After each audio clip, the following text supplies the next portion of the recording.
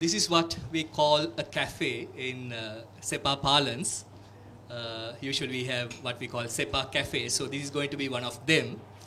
For us, cafe is a place where you can chill out, where you have an informal ambience, and so that you can be free, And having had a long, heavy session all this morning, we thought of changing the setting to inspire much more thinking. And since most of you have traveled from other countries, we thought of also introducing a panel of people who are representing Sri Lankan constituencies. So that's the background of this event, what we call a cafe. And so feel free, you get into a different mode of interaction, be much more informal, ask any question that you want to ask, and stop the speakers as you wish to stop them. So the message is going to be slightly lighter. It could be serious, but format-wise, much more lighter session compared to the somewhat technical sessions we had in the morning and afternoon. So welcome all of you to the cafe. I'm not going to moderate. I'm going to be the host of a cafe. Cafes don't have moderators; they have only hosts. But I'm sorry I can't offer you a drink with some spiritual content. I'm sorry for that. But I hope you grabbed a cup of coffee or tea, and you have the inspiration and the motivation to be part of this exciting cafe. And I say exciting because I have 3 good cafe material with me. When we select people for cafes at SEPA, we ask, are they really cafe material, right? So we have 3 eminent cafe material. Let me introduce them and also welcome them to our midst. First, Manori Mallikarachi, who's sitting here. She's from the Ministry of External Affairs, which is also known as Ministry of Foreign Affairs in other countries. She's the Director of United Nations and Multilateral Affairs, and in charge of matters related to sustainable development and climate change. So she's the most appropriate and suitable person for the discussions we had all this morning and afternoon. Welcome, Manori. And we have Charita Ratwatta. Charita is a manager, sustainability, at Dialogue Axiata PLC, public limited company, which is a Sri Lankan company, which is also, it has a wider range, so it goes as a regional or a multinational company. And Charita is also the founder of another private agency called the Rural Returns Guarantee Limited, a non-profit company that works with rural communities to find sustainable pathways out of poverty. But Charita is here primarily representing the private or the corporate sector in Sri Lanka. So welcome, Charita. We have Ashoka Begunawardena. Ashoka is wearing a couple of hats, but his substantive hat is the Executive Director of the Energy Forum, which is a network of organizations, civil society organizations, it could also be private organizations, I guess, whose emphasis is energy. So he's the Executive Director. And Ashoka is also the energy consultant at the President's Office. And he also serves as an advisor to the Ministry of Technology and Research. So I don't need to prove my point. They are really good cafe material, and also they are the most suitable resource persons for our broader topic. So welcome again, 3 of you. Let me remind the purpose or the emphasis of our cafe team, which is to listen to 3 people who are representing 3 different sectors or constituencies, namely the government, the civil society, and the private sector. And we are going to listen to their views on sustainable development and the link between that and MDGs. So that's basically the purpose. So I'm going to ask them to tell what they think about the issue and let you ask questions from them. My game plan is this. I'll pose a question to each of you, and I'll allow you to speak for 5 minutes. I'll be very strict on time. And then after the 3 round of questions, I'll ask the other panelists to react or respond to your fellow panelists. It could be a question, remark, or a comment. But if it's a question, I will ask the relevant respondent to be patient until I open the floor for questions. Is that all right with you? Great. So here we go. My first question is to Charita, who's representing the private sector. Charita, this morning or in the afternoon, there was a reference, to CSR. Were you here? I don't know. As window dressing, right? And CSR was sort of described as window dressing, right? So with that, I'm also trying to bring in, some of the points which were discussed in the sessions in the morning and afternoon, so that there's a connect between what we discuss now and what was discussed previously. Well, my question is very, very specific and direct, which is this. What has the private sector or the corporate sector to do with the bigger picture of development? Because not only at the end of the day, but also in the beginning of the day, bottom line, profits are your emphasis. What do you have to do with the bigger picture of development? And what's your role in assuring, promoting, supporting sustainable development in Sri Lanka?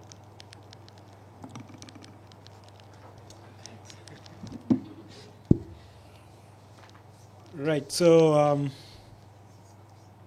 first of all, when people, including internal parties at Dialogue, talk about CSR, I say we don't do CSR. So we start with that.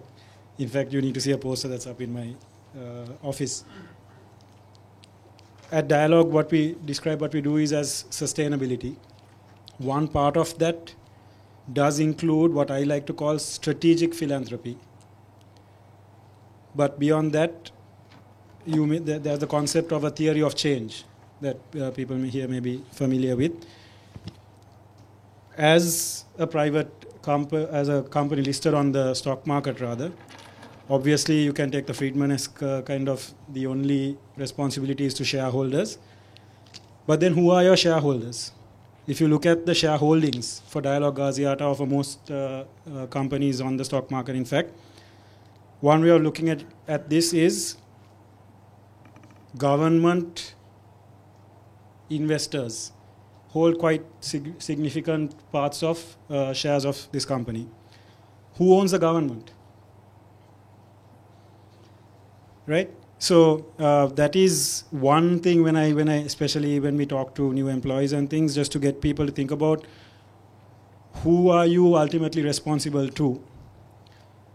If you want to take it through the shareholding point of view, you can still come to the argument that at the end of the day, you do have some responsibility to all of society, because all of society in some way has some incremental, some ownership in the company, if you take Dialogue.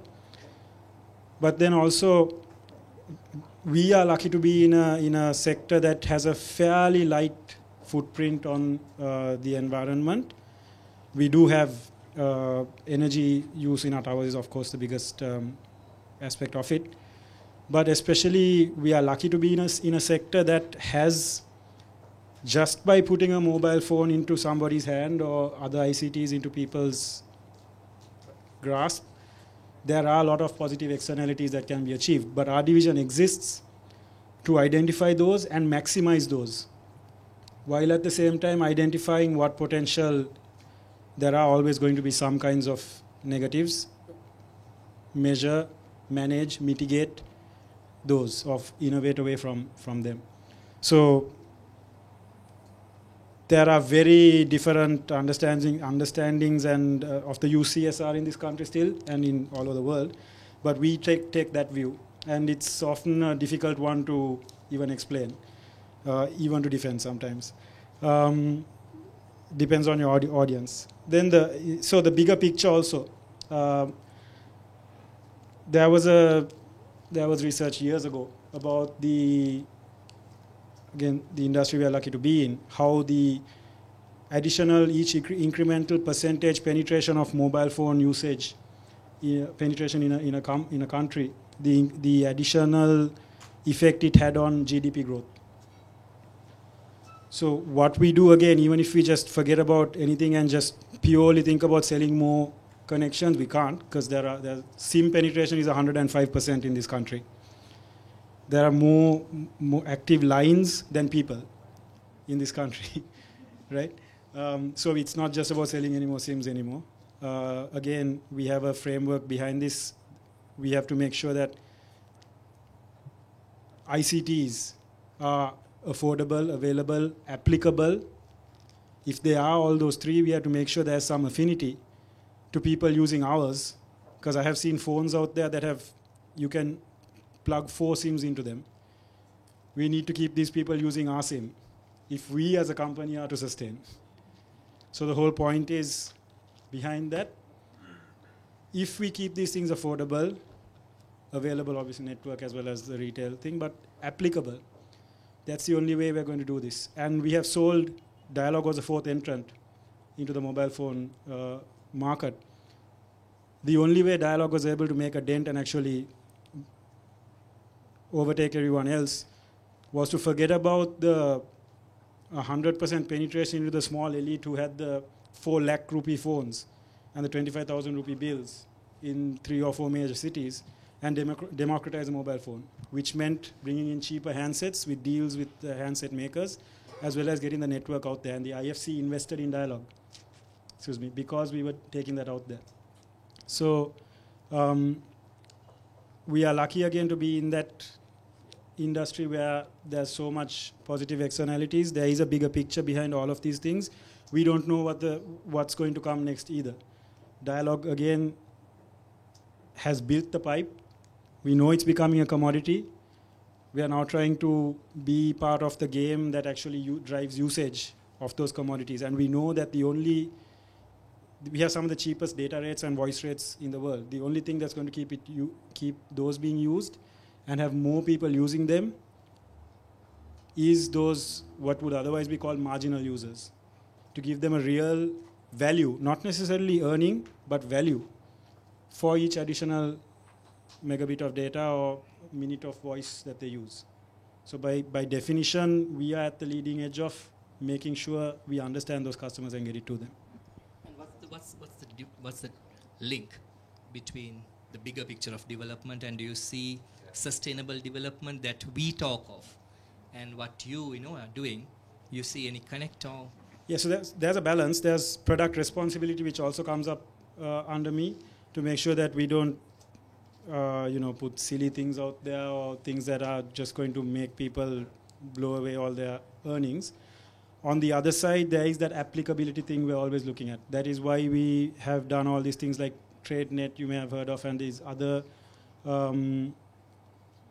different services, products, processors available to people that the whole point of them is they are helping them create value, and creating value is development, I believe. So that's Charita's interpretation of the private roles contribution in development and sustainable development. We'll come back to Charita in a while. My second question is to you, Manori. Now I've read a couple of statements from the government on its performance on MDGs. And one says Sri Lanka is the trendsetter in MDGs. I think Minister Amanukama made this statement. Then the President himself, in the official MDG report for 2008 and 2009, says in the preface that we have achieved the MDGs well ahead of time. Basically, the message from these two responsible people in the country is that we have done well. And if it's the case, we could say, it's well done. But what's next? Now, if you have achieved the basics, what would be your goals for the next phase? And where does sustainability stand in your current goals? Could you give us a sense of, the discussions, the happenings, within the purview of the Ministry of External Affairs in the run-up to the next round of MDGs? Thank you. And in addition, the President, in his address this year at the UNGA, also gave elaborative statistics on how far we have achieved 3 types of MDGs, especially on women, maternal health, child health, and also, I forget the next one, education. So basically my first remark to your questions is that Sri Lanka is well ahead of so many countries who are living under the poverty line of $1 a day, because we have achieved the basic living standards of each citizen. The purpose of the MDGs was not to achieve development per se, industrialization. Purpose of the MDGs was to give a kind of a criteria for developing countries to have a basic standards in their countries. This was done to, well, critically if you look at it, to shift the focus of other international developments in the areas of trade, because in the WTO you have a lot of negotiations going on at a deadlock all the time. And in all the organizations where I used to cover, especially in Geneva, I think Gopal is a witness, we used to fight so hard to get one line in favor of developing countries. So global trend setting and global policy framework is not in favor of us. So within this framework, and also we were having a conflict, a bloody conflict in the country, we have managed to reach a certain level of living standards. Now, nobody in Sri Lanka dies of hunger. So I just wanted to make that remark first, because, you know, comparatively, I think we have done very well in terms of MDG achievements. The next phase are twofold. First one is, how do we address what has not been already implemented, especially the Goal 8. The Goal 8, International Finance for Development, which was one of the MDGs we should have achieved by 2015, has not achieved because those who have committed in Millennium Summit to finance for development, to ensure technology transfer, to have flexibilities in intellectual property system and other trade regulations, has not delivered. Those are all at a deadlock. So that we need to see that whether that will be contributing, whether that will be a reality Goal 8, rather than looking at it as in a new way and to create a new global partnership. And the next one is that for us to achieve all the MDGs, there should be an enabling international environment. There should be International Monetary Fund regulation change. There should be reforms at IMF and World Bank to incorporate the voices of the developing countries. Now, how do we get the aid? It's through conditionalities, which is designed by them. And we do not have the quota system is such that the developing countries, because they cannot contribute to the funds in both IMF and World Bank, we cannot have our voice, have our say at the end. So there should be an enabling environment in the international system for us to achieve development, and also that should ensure that the developing countries have their flexibilities within them, within their countries, to have policies on their own, rather than having a project designed in Washington, bringing in here, and for us to, I mean, most of the money is going back to Washington or wherever it's designed, because the consultants are paid half of the project. So we are always grappling as a government to address these issues, because the aid is not coming, and it's, even though it's committed, it's not been fulfilled. For example, in the climate change negotiations, the Green Fund still remain as an empty shell. I think Ashoka can tell about it more, because he's closely following this. The developing countries, one after the other, hours and hours of negotiation, remain in deadlock, because there's no international, the political will by certain countries to allow us to develop, because the market is there where the developing countries are concerned, because as long as we are underdeveloped, the market mechanism, in their countries, there's no growth. The growth is in our countries. So there's a link between being underdeveloped and them being developed, so that the goods will flow one way. And the other issue that I wanted to highlight is that the next phase, therefore, first we have to look at next 2 years, how far we can reform the international system so that some of the countries can achieve fully the MDGs. And then we have the Rio Plus 20 and the Sustainable Development Goals, open working group on Sustainable Development Goals. Sri Lanka is sharing a seat with India and Pakistan in there. And we are very active in the negotiations, because we believe that the Rio principles are the way to achieve sustainable development. How you incorporate social, economic, and environment dimensions and allow us to achieve our development. Now, the newest thinking is that we need to preserve our natural resources so that it will be useful in future. And there are trends, especially, I'm sure you would have heard about the high-level panel report commissioned by the United Nations Secretary General, where 12 illustrative goals are there with 54 indicators, and they are all, some of them are good and most of them are problematic, because the future will be that we'll have to fight even to not to regulate our natural resource base, because that's going to be a marketing tool after some time, because by the time the countries, by the time we reach to 2025 and 2030, the countries will slowly come into a development state, all of us, all the developing countries. So for us to get in there, we'll have to, fight a lot, especially both in New York and Geneva and in other parts of the world, to get the next phase of international framework intact and in favor of our countries.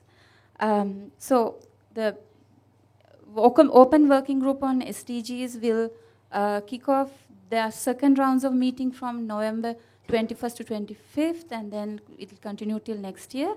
We are supposed to report to next UNGA with some results, but the question is, how do you marry the MDGs and the SDGs? Whether it's going to be 2 tracks, whether it's going to be just 1 track, or if it's 1 track, it will be applicable for all the countries. Those are going to be universal goals. Then what is the basis? The basis, according to the government, should be especially the core principles of Rio, which I indicated earlier, especially the principle of common but differentiated responsibilities, where the responsibility should be borne by those who have achieved development way long ago, and where the resources are available. Not only the financial resources, skills, technology, and all the other resources, that infrastructure that is needed to achieve full development. So that's all I have to say at this point. I don't know whether it's 5 minutes.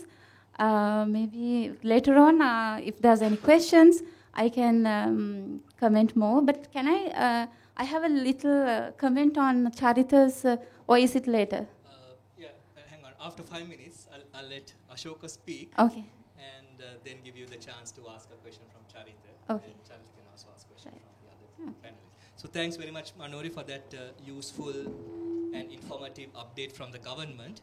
And it was we were referring to a lot of those mechanisms and tools, this morning in our deliberations.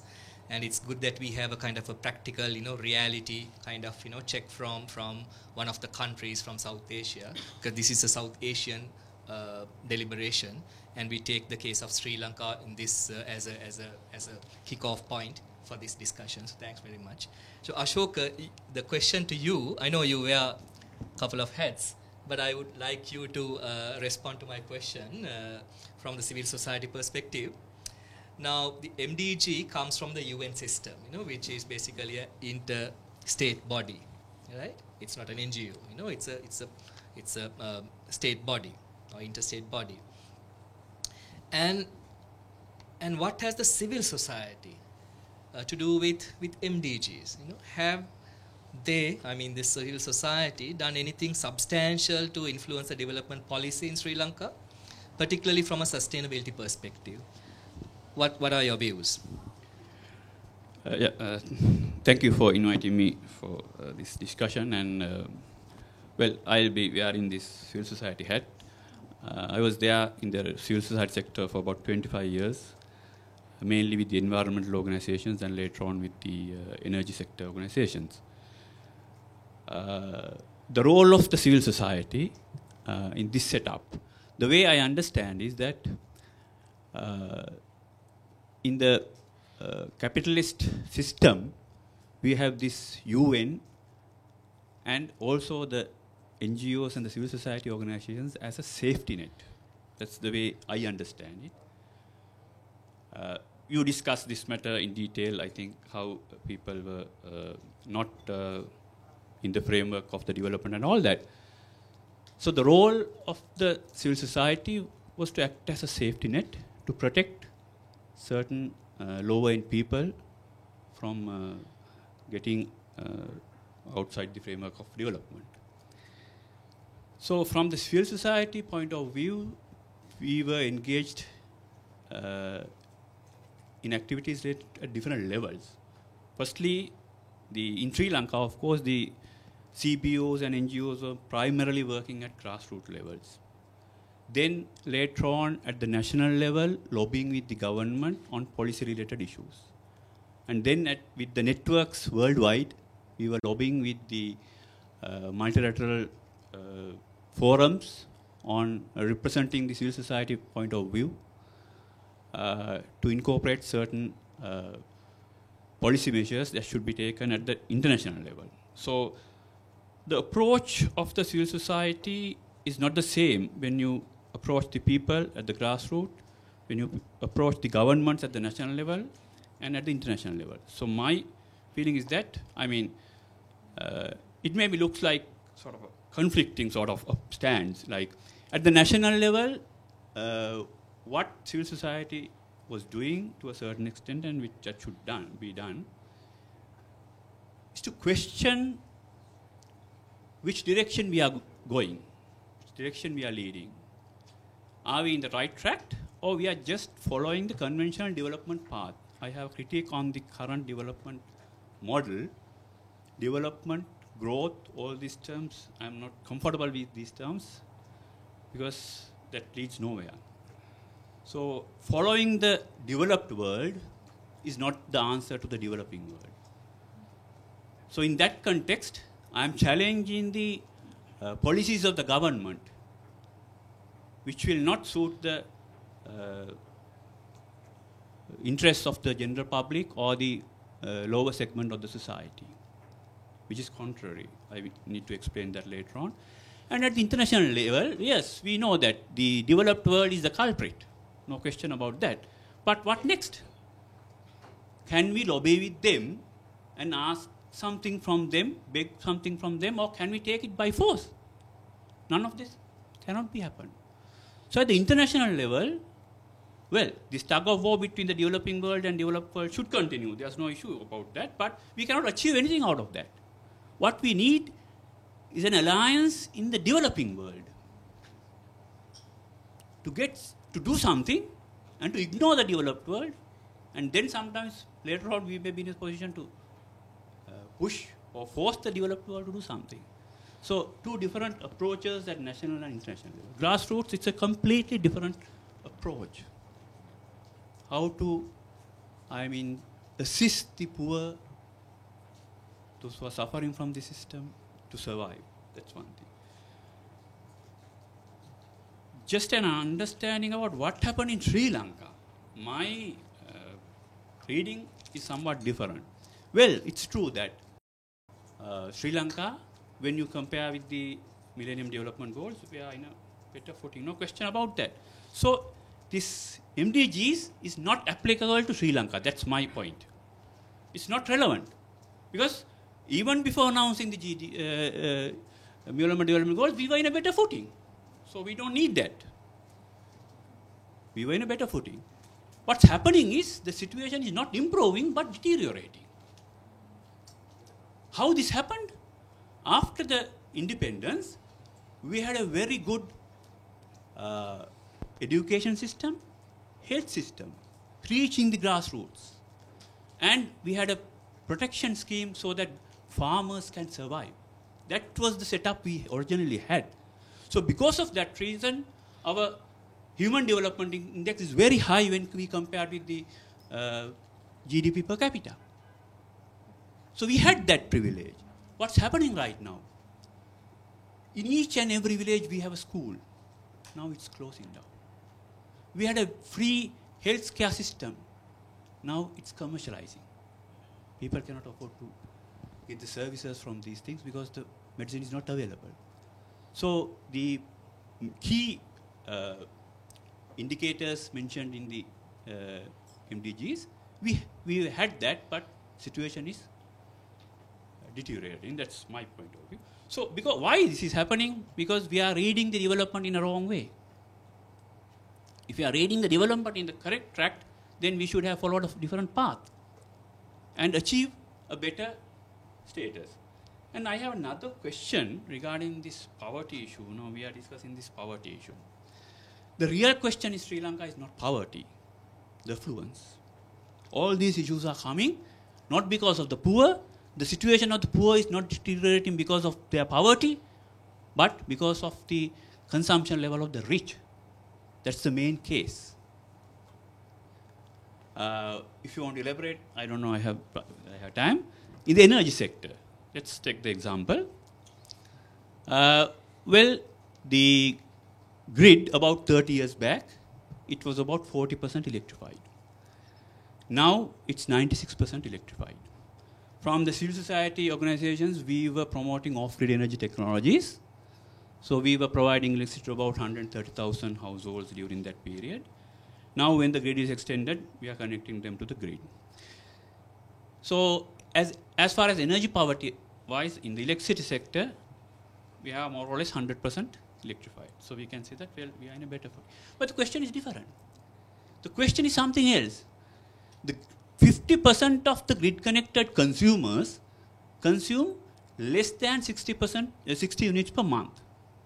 So from that point of view, we modern day man, we believe that in the Sri Lankan context, we say that, well, if we are consuming less than 60 units per month, if you have 5 members in the family, we say that we call them energy poverty. In that context, 50% of the people consume less than 60 units, so they are suffering from energy poverty. That's one aspect of it. But the question is, now we have a rapid program for enhancing the system to add more and more power plants, mainly coal. For what? Saying that, well, we need to develop the poor. But the real case is not that. We are not assisting poor to consume more. What we are doing is, we are using this poverty term and assist the affluents to consume more and more. That's what exactly happening. Now, this year we had a tariff revision. What they did was, they increased the tariff of the low-end consumers by about 120% and decreased the tariff of the high-end consumers. But after some negotiations, finally, she stopped that less than 60%, no increase, and 60 month, no increase. But what's the attitude behind this? They are showing the poor and assisting the rich. Well, we can argue both ways. Why people are consuming less than 60 units per month? Practically, the main reason is they cannot afford to consume more. So increasing the tariff will further increase the burden. But in order to assist them, we are increasing our generation power plants. That's the argument government is coming. So, I mean, we can discuss in the other areas as well. Food. Well, our GDP per capita is negligible. Income level of the poor is very low, but as she said, they are not dying from hunger because they can pluck from their home garden and survive. But the present setup, now everything is replaced with mechanized systems. Now we have large, big farming, or the firms engaged with farming activities. So now we are displacing the farmers. So maybe they are increasing their GDP per capita, but their income, their overall capability is decreasing. So in all these aspects, I think we are going in the wrong direction. We were in a better footing. This is happening because we are trying to follow this development growth oriented. I mean, what is important is not development. What is important is not sustainable development. What is important is sustainable existence. I will, yeah, very, very interesting and thought-provoking propositions and statements from Ashoka. I'm sure the flow will come back to you on that. And having had the three, propositions from the three panelists, I would allow you to ask any clarification or make any comment from your fellow panelists. So you already had one, Manori, didn't you? So you can, it's to Charita, right? Yeah.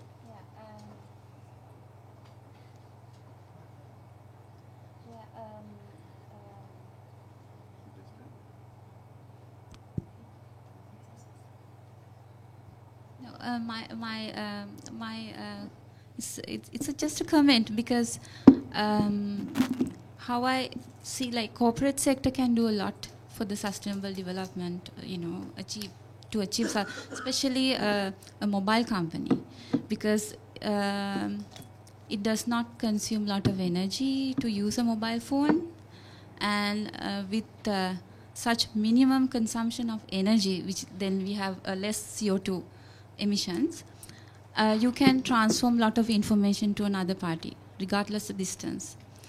So iPhone is a very good innovation. So just like that, do we have in Sri Lanka, especially at your company, different innovative methods to kind of cater into the information flow and to enhance livelihood of people, like the poor people or even all of us, where you can contribute to less energy consumption, and then to have a social and economic development. Whether there are any programs, and on Ashoka's one, I think he's very intellectual as usual. He's very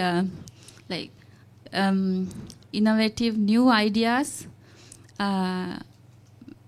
Well, we have to weigh them in the context of a globalized world, because we don't live alone. I mean, not even Myanmar is living alone anymore. So we just have to take into account all those political and economic realities, that we cannot cage people into a set of ideas that, of course, different, but take them away from the trends of the world. So in that context, we have to these kind of projects and proposals, because it's very useful, but I don't know how practical they are. Okay. Let me quickly make a remark. I mean, if I observe your compliment, to Ashoka as something coming from the government to the civil society, it's a very, very positive sign. And but I think the remark was more at a personal level. I wish the remark could also be intersectoral, from government towards civil society, because the relations are not that great these days, to put it in a mild way. Okay. Charita, would you like to quickly respond to the question? There are a few ways I can respond. That's why I'm at Dialogue. For somebody who was standing in a paddy field when I got the phone call saying Dialogue wants to talk to you,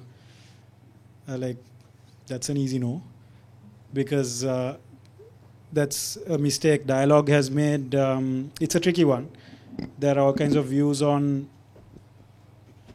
in the work you do you boast about it, do you talk about it, will you come off as trying to get cheap mileage off the work you do? There's all kinds of different views on those things.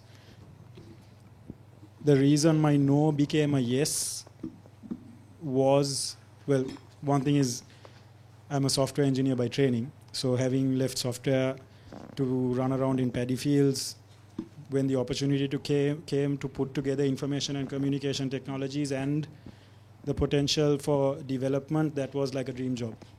So that's why I'm there. It's not like it's all, you're still in a big corporate, there is bottom line responsibility.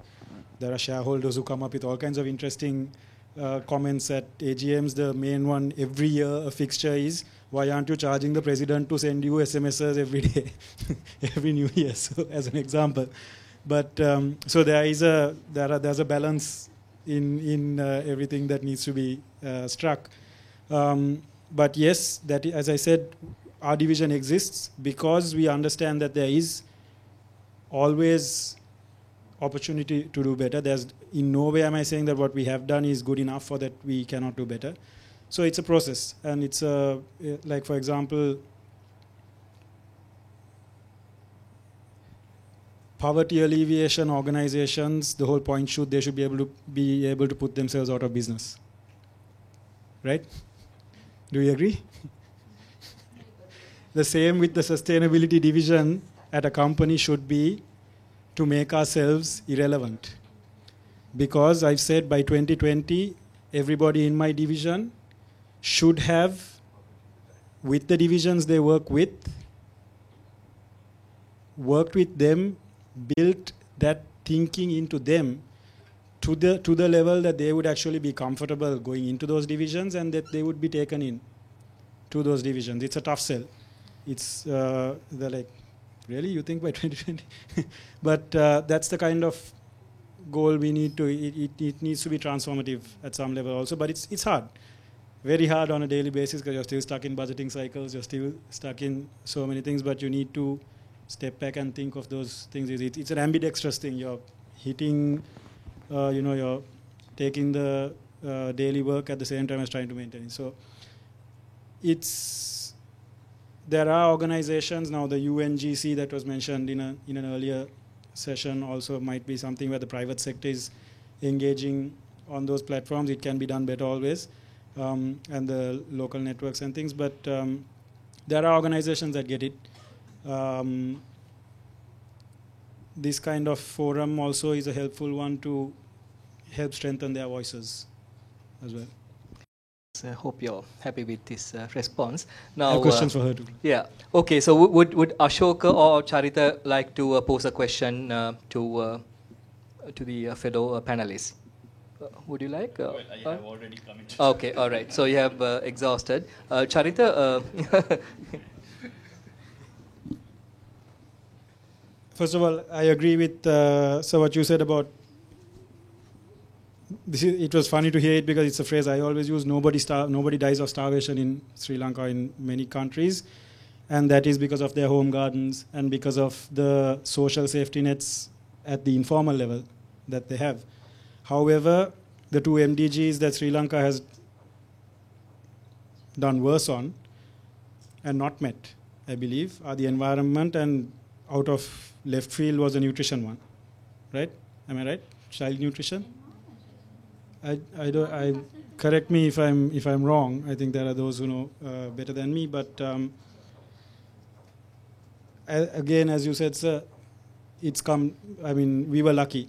I think we were like, oh yeah, sure, we'll take those. I think we had the luxury of saying that. And just one more.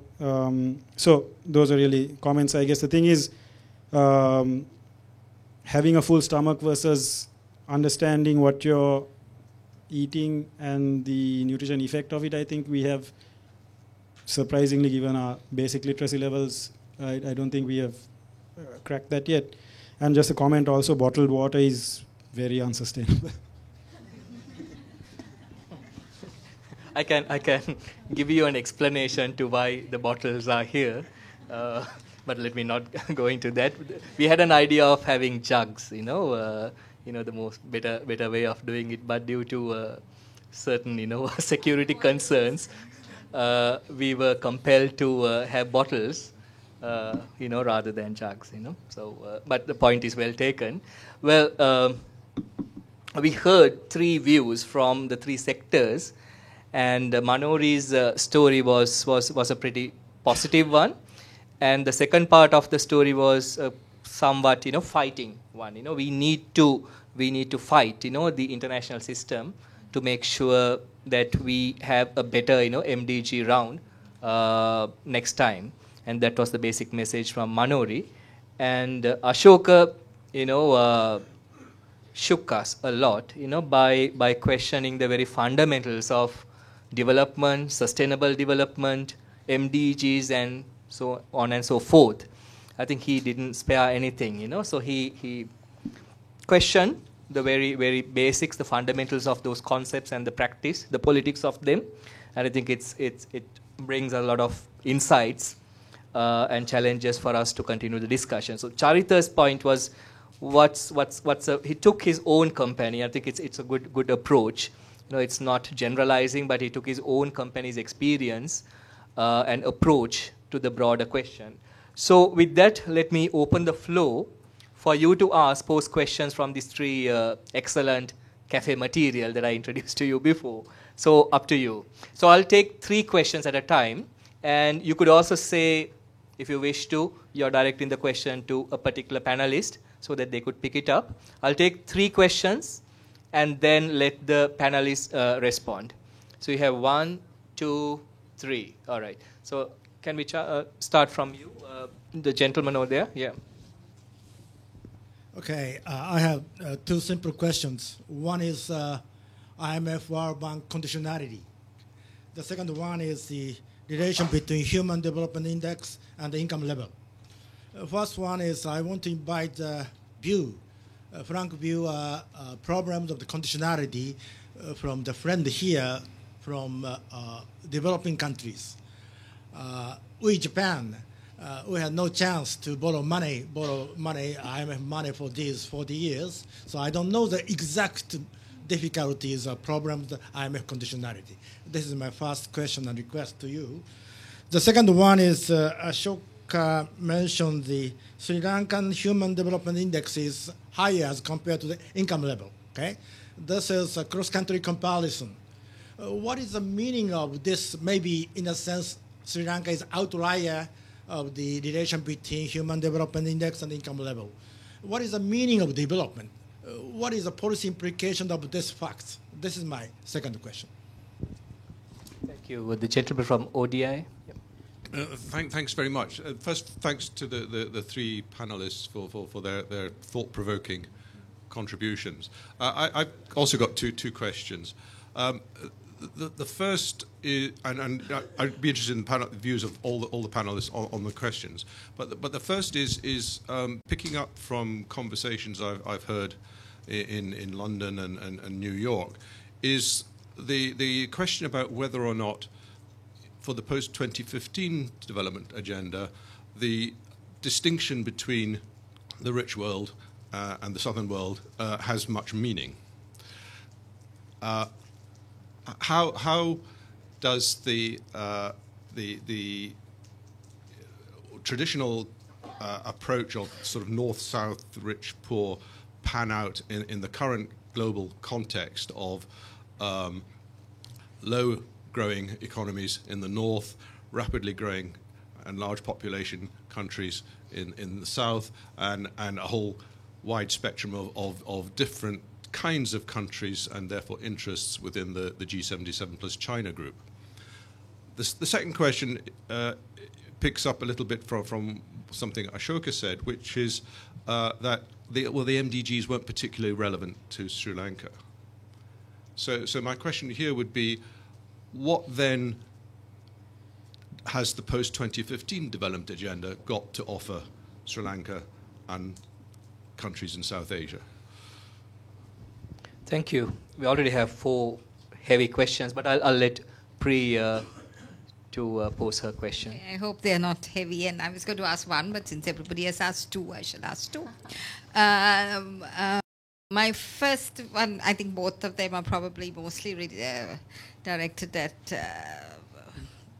government response really. One of the criticisms of the FDGs was that it sidelined some of the and more looking at practice, right? So we've talked about, today we talked about that the FDGs was that it sidelined some of the international conventions, that looked into rights, women's rights, children's rights, rights of disabilities, socioeconomic rights, human rights. And so I just wondered what you thought about that. The second one is, I was very happy to hear Manori say that it was the Rio Plus 20 is one of the most important, raised some very important issues. What I'd like to know is whatever those issues are and however you negotiate the global conversation, because we're talking about practitioners here, what are the mechanisms that are in place to ensure that these kind of issues, sustainability issues, are implemented in Sri Lanka? Because looking at just generally what happens under the guise of development in Sri Lanka, I see a scant regard for EIAs. I see all sorts of kind of violations of what really should be sustainable, basic environmental principles, let alone wider sustainability issues. So I just wondered what you are doing to actually make sure that it actually happens. Manori, would you like to take that question first, since it's fresh? Okay. The first one is about the MDGs and not having a rights-based approach. I think MDGs were kind of introduced to the developing world by the United Nations. It was not, it didn't have this demand-supply kind of a notion. It came to us and we accepted because something had to be accepted at that summit in 2000. So somehow, it's a basic standard for all of us, and we embrace that.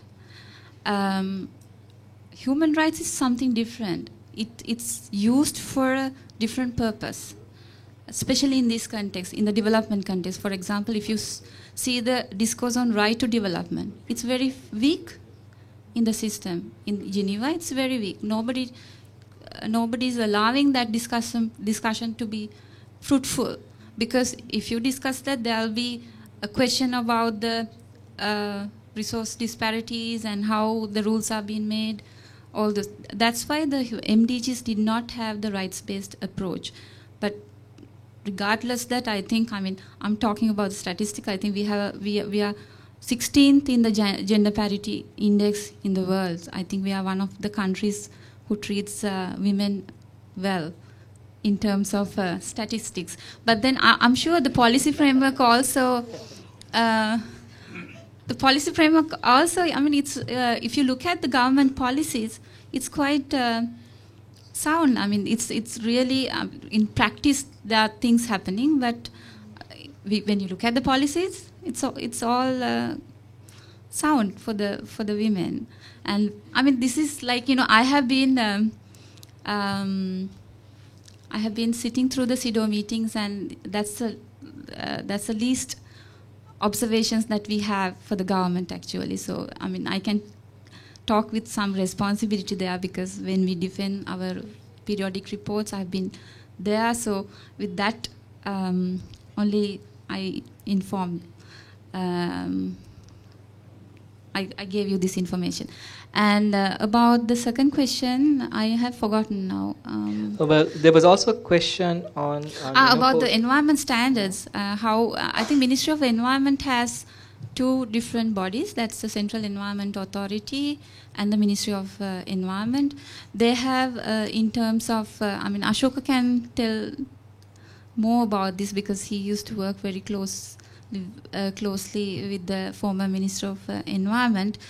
We have very good standards in terms of ensuring that ensuring safety mechanism. In the recent past, there was few cases, but in terms of policies, we have put in place excellent policy framework. If you, I can't tell you I can't cite now the gazettes and all the policies that we have put in place, but later on maybe I can give you individually. But Central Environment Authority is doing an uphill task to keep the environment safe and free. And in terms of CO2 emissions, I think we are insignificant comparatively to the other countries in the world. Manohar, if I understood Pri's question right, EIA was an example. We also had this discussion in the morning, you know, the link between MDG approach and the rights, and we have different international conventions, covenants been signed to, and so there's a binding effect, you know, whereas MDGs are not binding. So what's the link, you know, because there should be a sort of a point of meeting, you know, between the two, because they are talking about the same country or a national framework. So where do you see the connections and the disconnection? I think the designers of MDGs never envisaged that kind of connection, because had they envisaged, then they would have had indicators to say that whether this MDGs reached and whether these covenant principles had been met when we are doing so. You can't do it because there's no covenant for development. There are covenants for human rights. There are conventions for human rights and environment. But I mean, maybe I'm ignorant. There's no covenant for development to start with. All the issues related to MDGs are related to, as I said earlier, to elevate the countries and to have countries' basic living standards. I mean, if you look at the records of MDGs, nobody says that it should have a development. I mean, it was not designed to achieve full development. So, thank you. I'll let them speak. You know, respond to the questions that have been asked already. There was a question on, you know, the relevance of MDGs. I think it was directed at you, Ashoka. You claim that MDGs are irrelevant to Sri Lanka, and the question was, you know, if they are not relevant, what has the 2015 round to do with Sri Lanka? Yeah, actually, I picked 4 questions. I'll answer in an integrated way. I generally show the outside world a slide. This cafe, I won't be able to show that. Comparing Sri Lanka, US, and world average. When you compare that from utilizing the per capita GDP index, US is above average, Sri Lanka is below average, far below average, GDP per capita wise. Then we come across this Human Development Index. There, US is above world average, but Sri Lanka is in par with world average. It's the same. Another index, this Friends of Earth Index of Happy Planet Index, where US is below the global average and Sri Lanka is far above the global average. What does this mean? That's my question. I said that, well, MDGs is not relevant to Sri Lanka because it's not a poor country. Simple as that. This applies only for the, I mean, in the developed world we have the poorer people, but generally we are discussing about the poor countries. It's not relevant for us. Even after 2015, I don't think we need any support. But the question is, where are we directing? Where are we? What are our developments and where we are directing? That's the question I have. So that links with the other issues as well. Now, currently, well, I am at this moment I am wearing the civil society hat, but I have another government hat as well. But I don't have a private sector hat. There may be questions, but I'll go ahead with my civil society viewpoint and say that currently the threat for the Sri Lanka is not from IFC, it's from China. The construction boom is grabbing Sri Lanka. There's no return on what's happening right now. But still we are in a debt. I'll give you an example from power sector. Our first coal power plant was commissioned in 2010, which is a loan from China. What China said was that, well, now we have already allocated large sums of money for lending. We don't have, our quota is over. So we cannot further lend you. And they came up with a solution. What was the solution? Well, if you want another loan, you change this loan to an equity of the whole power plant. So we will sell you the power, so you better buy and sell, get it. So what's happening? They are taking our assets. So the threat is, IFCs and other parties, they come up with number of conditions, but we are not taking it. And now we have, fortunately for us, now we call them, we are a lower middle income country, so there are a number of other restrictions as well. But what's happening? Happening is something worse. So my point is, this GDP per capita has no meaning at all. It's a useless indicator because it's not reflecting the average, does not reflect the real situation on the ground. At least we need to, this is not nothing new, we were discussing for 20, 30 years. At least we have to look at the lower 80%, and better to discuss about the indicators. Lower 80% of GDP people and their GDP and per capita, that gives an indication what exactly is happening. And in addition, as I said, well, we had no hunger, people were living well, because it's not reflected in the income level, but they had something to consume. What's happening right now is agriculture is captured by the private sector.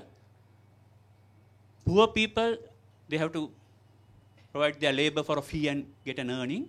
So our per capita GDP is increasing and lower income level earnings is increasing, but the living condition is deteriorating because they can consume less. So in this context, what I wish to say is that now we are going to say that, well, this is going to be the miracle of Asia. I must say that in the conventional thinking pattern, yes, we had to go far ahead. We need to have a development.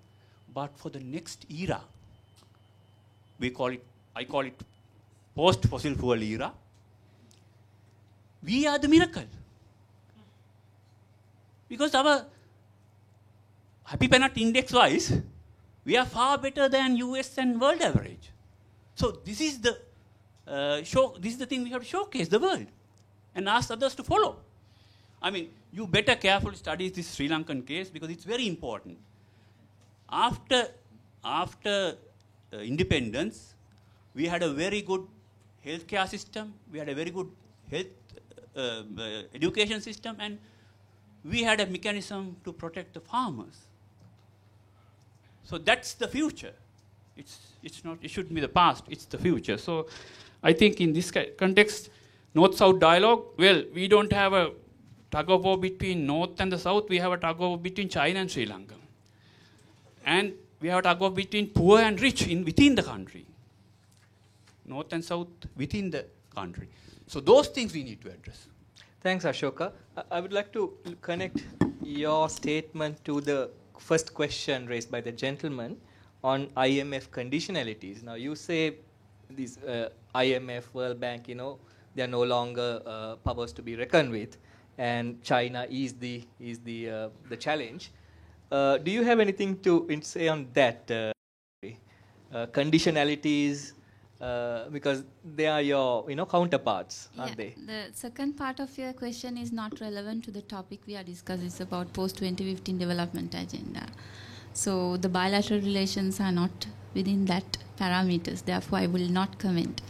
But about the gentleman's question on IMF and World Bank conditionalities, I can't tell you now what condition for what project they have imposed, because I do not come from that background. But when we talk about international financial institutions reforms in the Second Committee in the United Nations in New York, we always have the position of that these institutions should be reformed to accommodate greater voices of the developing countries, so that the decision making could be done in a way that all our voices are heard, and the framework and strategic plans that they are designing are favorable for us. Bottom line is that even if you are funded for a project, the ownership of that project should be within Sri Lanka. It has to be designed locally to suit the local development priorities, and as much as possible it should use the local human resource base. So that's what I meant by the reforming the international financial institutions. A quick question. I'll let you three speak in a while. We have received a question because we're doing a live streaming, so there's been a tweet and a question directed at you. So the person, thanks for the person if he or she is watching it online. The question is directed at you, Manori, and it says, what is the point of having sound policies if they are not implemented and are often undercut by the government itself? So I don't know what they are meaning by which policy, because it's a general policy, sound policy. Well, there is, the case in point being the very CEA and women-related policies she speaks of. No, I mean, I speak as a woman, and I speak with experience that, especially internationally, when we have defended our local government position and our periodic reports. One of the countries who has a good sound policies towards the women's empowerment and the women's safety. Now, every day there are incidents. As a government, we cannot, target our responses based on those incidents. Every country has different kinds of people. You cannot control some people, and there are policy breakers in certain institutions. So we as a government can't take responsibility for each and every incident. Only thing we can do is that we can impose and implement those policies in most effective manner. Now, there are lapses. There could be lapses in future, but it doesn't mean that we ill-treat women. We do not. Because if you look at certain policies I'm not taking Western as a, here as a negative connotation, but, when you look at countries, they don't have even equal salaries for men and women, especially in the developed world. In certain countries in the developing world, they don't recognize women's rights. But in our case, we recognize women's rights, and there are policy framework that as a government, as a responsible government, we have put in place. So following them is up to each individual. We cannot be correcting each individual every time. There are measures to correct them, but there are lapses as well. Yeah, I think there's a reaction to what you just said, but there are also three other participants waiting. So would you mind, Bagisha, if I give them the chance first and come back to you? The first question is Dr. Debapriya, and then we'll take the Third World Network representative and you. Yes, I wonder how much is what I'm going to say is a question. My first of all compliments to the coffee master. We had 3 servings over here, as you can see. One was a decaf coffee, another was without milk and sugar, and the third one was organic.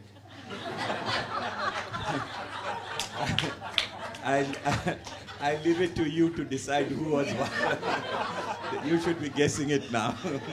Who was what? A couple of short observations on the first point on private sector perspective. Correct me if I've heard you wrong, that you equated CSR with philanthropy and used the word strategic philanthropy, if I got you right there. You mentioned that CSR can be done through strategic philanthropy.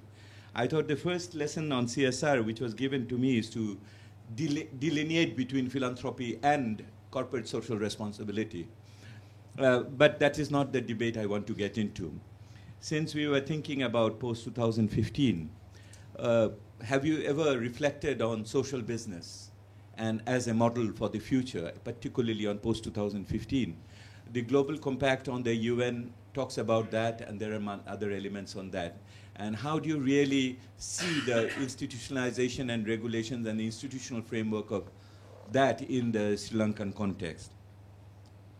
On the second, on the presentation by Dr. Ashoka, I will have to get the surname right. Abeguna Wardana. Huh? Got it. So, you know, I was very confused by some of the things you said and was inspired in between. So, this point that you mentioned that MDGs had no relevance for Sri Lanka and Sri Lanka was already up there. You see, it sounded to me a bit of a story of the 1990s, not necessarily of the 2010. Yes, the latest ADB report on social protection index puts Sri Lanka on the top in South Asia. But recent studies will tell you Sri Lanka ranks 75th among 98 countries in terms of acceleration with MDGs. So this is one point. You go on mentioning that the low level of GDP but getting high level of HDIs. You see, this is no more an unique case with Sri Lanka. It is also true for Bangladesh. Bangladesh has high HDI in comparison to many LDCs. It is all about how the protection and the policies are being designed in that way. My point to you is that the social achievement advantages which Sri Lanka used to show in the 1990s or earlier period, which Amartya Sen and many others has eulogized and we also looked at with great admiration, is reducing. The space is reducing. And the point is that after 2000, when the MDGs were announced, and you think MDG was not relevant, but you deteriorated further. Out of all these indicators of 49, only in 14 cases, Sri Lanka has progressed and is going to attain. 7 cases, they have deteriorated beyond 2000. So I do not really follow that particular logic which is coming through in that way. My question is, how do you really look at post-2015 and what are the elements which will make Sri Lanka more sensitive to this? Because this is what is called the low middle income country syndrome in many ways. So Sri Lanka as a low middle income country, how does really sees the changing global environment as it goes? On the third point, I will reserve myself because you never criticize the government in public. It's regarding you. Okay. This is the dilemma of wearing hats, you know. So it's okay. I would let Charita respond to the first question quickly, and then ask Ashoka, because I would use that approach for the second round of questions. Yeah. Thank you, sir. That's a good point on context. The term CSR in Sri Lanka, I think those who have local context will tell you it's completely misunderstood and subverted, to be kind. So, yes, the essence of it, the corporate social responsibility of business as so expanded and defined, yes, that is something we look at. And I said strategic philanthropy is part of what we do. So, if you take the original term, corporate, social, and environmental embedded in that responsibility, that is why we have a division and processors that focus on that. We, as I said when I started, we focus on identifying and maximizing the potential positives socially, environmentally, and of course economically for the company as well in everything we do. So, however, what we try to get out of is the headline photo opportunity kind of stuff, which in Sri Lanka is all CSR I think most would agree with me, is understood as we try not to be a telephone company donating cows. I mean, there are all kinds of odd things. Rock concert too as CSR. No. So that is one of the major misunderstood things, and that is a failing. That is a failing on the part of Dialogue, especially in not understanding that we need, because the work we do, we've kept too quiet about it, so people don't know what we do, and they think that some of the other work we do is our CSR, which is completely wrong. And believe me, there's lively internal debate on what is responsible and not in terms of, because after all, I mean, there is bottom line pressure always. Thank you for that. Ashok, I'm so glad that you're here, and you're indeed good cafe material. And would you like to respond to the question by Dr. Debapriya? Actually, I agree with you. Now, that clarifies my point. I mean, further elaborate on my point, because what I said was that, well, the human development is not the ultimate index. We need to measure the progress of the country. But that's better than GDP per capita to that extent, because it's limited to education and health mainly. My point was that, well, we were in a better footing, but we are driving towards the wrong direction. Because of that reason, we are losing. Now, the schools in the villages are closing down because there are no teachers. Every year we had 10,000 schools, now it's dropping. And the free education system is very much disturbed now. It's not there. I mean, nominally it's free, but there are indirect ways of the poor who cannot afford to pay. So I agree with your point. Now, what I say is we are going in the wrong direction. Why we are going in the wrong direction? Because of this so-called development. I'm not against change. Change. I mean, we cannot survive without change. That's natural. But a growth in a particular direction indefinitely, it's not the case. Even in the world history, I mean, some argue that development, it's linear. Marxists argue that it's like a spiral.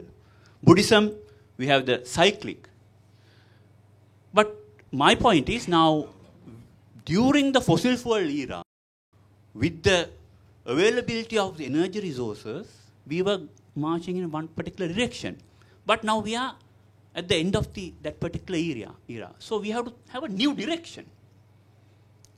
If you change the direction, in that direction we may have to march forward. So the third index I was referring to, the Happy Planet Index, which has an environmental dimension as well. We were in a better because we were disturbing less to the environment. But that too is reducing. That's the point he was raising. Now, as far as per capita, let's say, environmental destruction is concerned, we are in a very good footing. Now, let me take the example of this carbon footprint. When you compare the 1990 carbon levels with present level, our carbon dioxide emissions has increased by about 350%. 350%. By 2020, we will be increasing it by 850%. So in that context, well, we have question. But the problem is, in 1990, we had a negligible emission because 100% power supplied from hydropower, and on the roads we had less vehicles. So my point is, well, we have to have a different value system. In that context, we may have a different path. That's the value system we need for the next generation. As someone pointed out, the world, Earth cannot tolerate this developing world if they continue the same way. That cannot tolerate. That cannot happen. We have allegation that, well, the developed world did this, so they have to set this example. We cannot accept that. We have to set the example. and drive in our own direction. So they will be in the forefront of the next era. Otherwise, even during the next era, we have to follow the West. So having a different value system and improving our living condition. Improving our living condition is acceptable, is necessary. So my point is actually, if you change the value system, you will find a different solution by which we will be further improving our Human Development Index and other basic criteria as well. Yeah. And before I take the questions, I quickly allow Charita to respond. Can you be precise, please? Sorry, actually, I realized I didn't respond to one part of the question, and also, can I talk about, we didn't get to the north-south distinction, if I can add something on that. Sorry, sir, you also mentioned about social business. As I said, again, we like to think that most of what we do has so much more positive externalities than negative externalities. To realize those and maximize those is part of the work we do. And there are, again, South Asia, there are many examples that lead in that. Some of the things we have done include, in the course of 1 year last year, you need to understand, when we talk about in the 4 ways, I talked about availability. To get our products out to the whole country has a massive retailer network that is all over this country. People who sell everything, including competitor products and services, who are the way we get our things out to customers and for them to use it. What we want to do is make them more than just people who we push to sell things. One of the things we have done is, and the interesting thing is the take-up from the people we take into these trainings. Most of the additional training and the additional knowledge we give those retailers will not make them 1 rupee more immediately.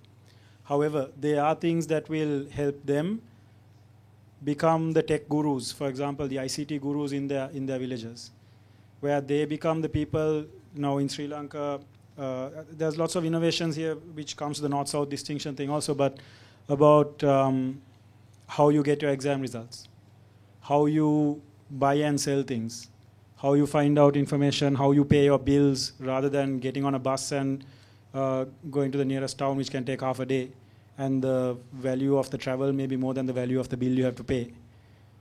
So there are many things where what we have tried to do, for example, being able to pay your utility bills over the mobile money systems and all those things. Often the first step is to just create the enabling tools, but then also, as I said, we're trying to be the company that also pushes usage of them and understands users' needs even stronger to help them get those things done. So empowering the people who actually sell anything out there. So social business beyond just our own bottom line, but also maximizing those things. For example, this can be viewed differently in many different ways, but more than 50% of this country's population is women, if I'm right. And we don't often think of that, anybody, when you think of what you're selling, right? So one of the things is, and about how you get those things to them. Would they come in and talk to a male retailer, for example? All those kinds of things. And I won't get into it, but there's a lot in that as well. About the north-south distinction, will it have meaning? I don't know. We are, what I said earlier, there's so much innovation happening here in getting things faster and cheaper, which is part of why the growth rates are going to meet at some point. Or it's going to be interesting. I mean, economic refugees might be another interesting thing. I really don't understand sometimes why people are fleeing to other countries because there's more potential here, I think. Depends on how you look at it. So whether the distinction will have meaning in so many years, I believe not. It would be because our growth rates, the business is happening here, the innovation is happening here, and as again he said, it would take about 3 years, I think, if we all took the same path as the West to get to those levels of development. So the innovation has to happen here as well. Thanks. I would ask the three, participants who want to ask questions to be very, very precise in view of the time. Would you formulate your question in the most precise way as possible? Over to you. We'll take the 3 questions quickly and then have the answers.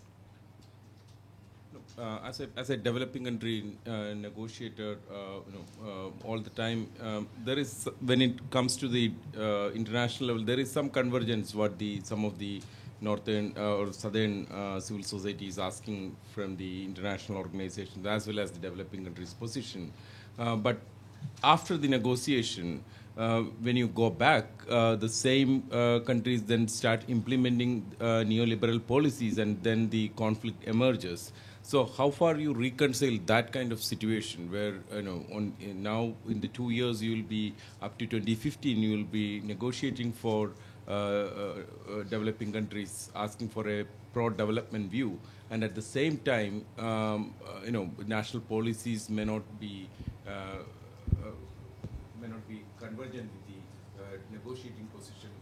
Okay, thank you. So formulate your answer in 2 minutes, right? And over to you. Yes, you can ask him. I had a long question for you, but we can have a discussion about that later.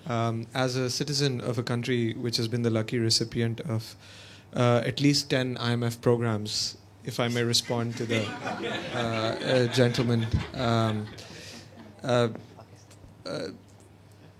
Pakistan constantly runs into fiscal and balance of payments crises, and therefore we have to keep running back to the IMF every 4 or 5 years. If you go to Pakistan and turn on the TV, and if you were able to put on a translator and listen to the news channels or read the newspaper editorials, there is no greater evil organization in the world than the IMF, which specifically designs its conditionalities to destroy Pakistan and the good Pakistani people. But the IMF never makes any demands that wouldn't sound reasonable from a banker who's lending you money. So I think the problem, I know it's fashionable, especially in the sitting in right now, to blame the Washington Consensus organizations and the World Bank and the IMF. But the real problem is our citizens and our politicians who make the wrong choices with the contracted space that the IMF forces us into. It asks us to reduce spending and increase revenues, which seems reasonable when you don't have enough money, but then we cut education spending and health spending instead of defense and so on and so forth. So I don't think if you would like to experience that, you are welcome to come to Islamabad.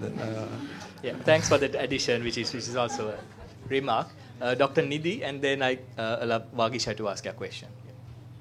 Thanks.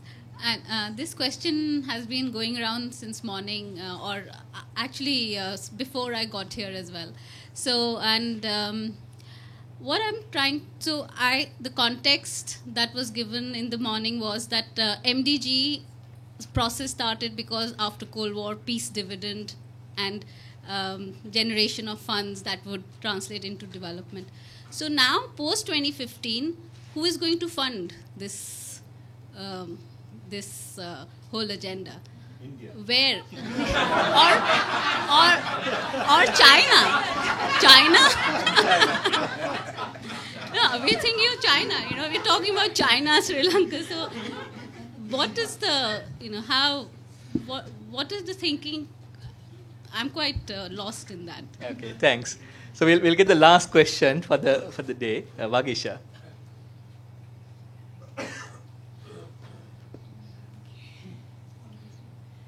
Since you said we have to be precise, I actually wrote down my train of thought. This is towards Manori. And in many ways, this is an extension of Pri's earlier question about the idea of values that are embedded in international conventions, such as gender equality, right?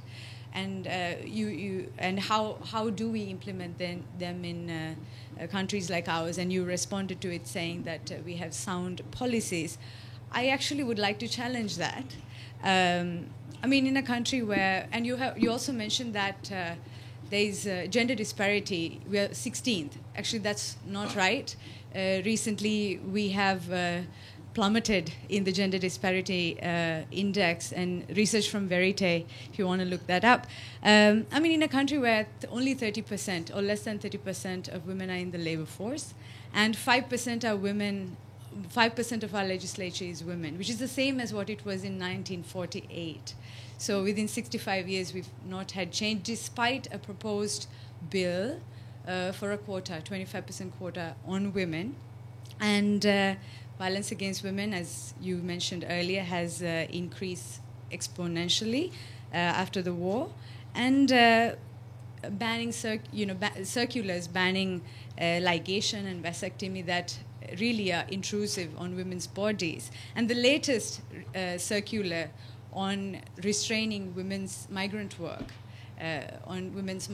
clearly establishing this dichotomy of gender roles. So I want to ask you, what sound policies? And then now we are in this region of South Asia, where we have Bangladesh, Nepal, India, Pakistan, all of which have implemented or adopted affirmative action policies that do give women a chance to bring them up to that starting point, give them implement quotas or reservation, that type of policies. In this context, I feel like we are regressing.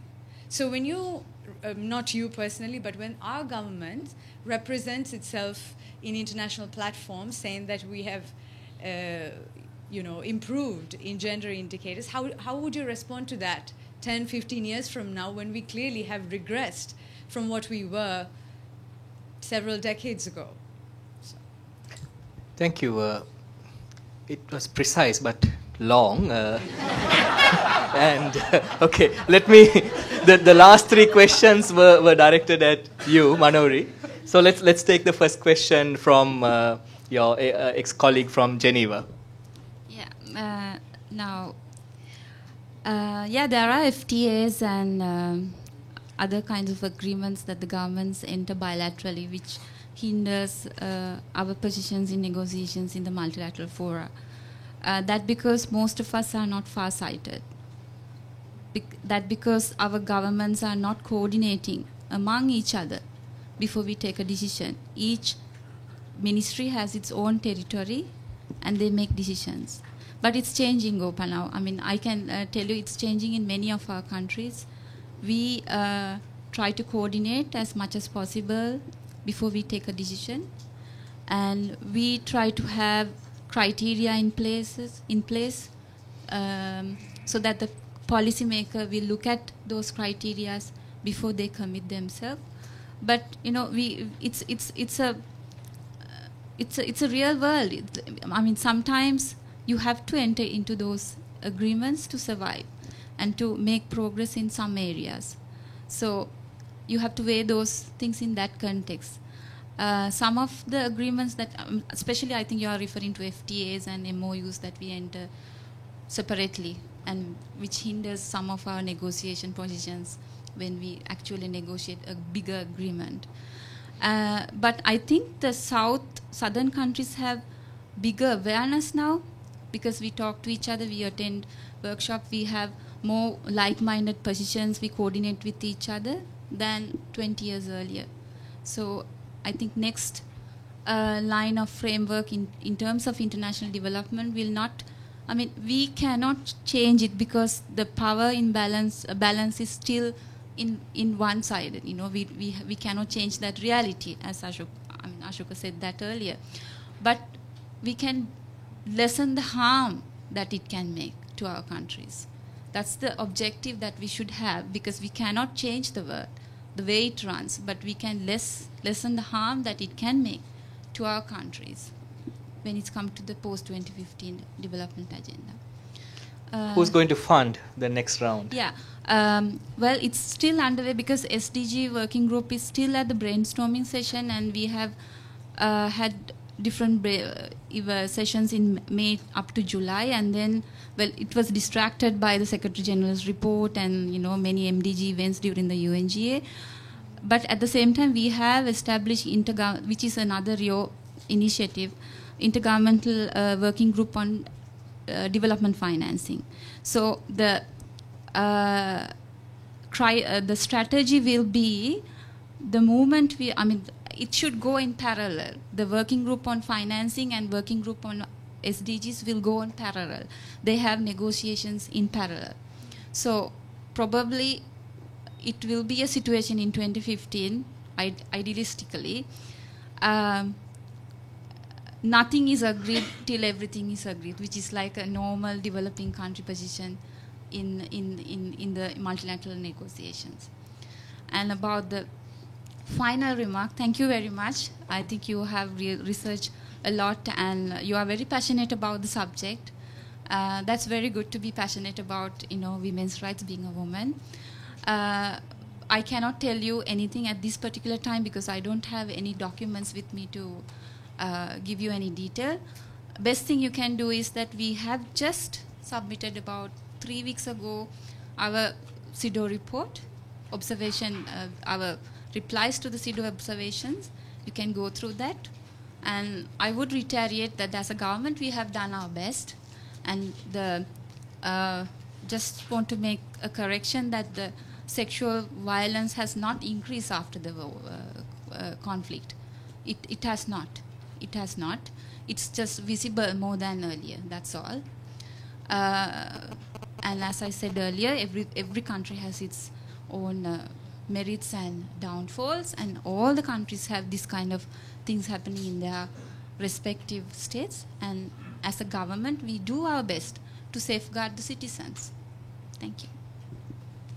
Well, I want to bring our discussion to a close, but before I do so, I would give the 3 panelists a chance to share a very short insight, from their. Let's go back to the question, the theme of our discussion, which is to reflect on development and sustainability in it from your own constituencies, so the private sector, the civil society, and the government.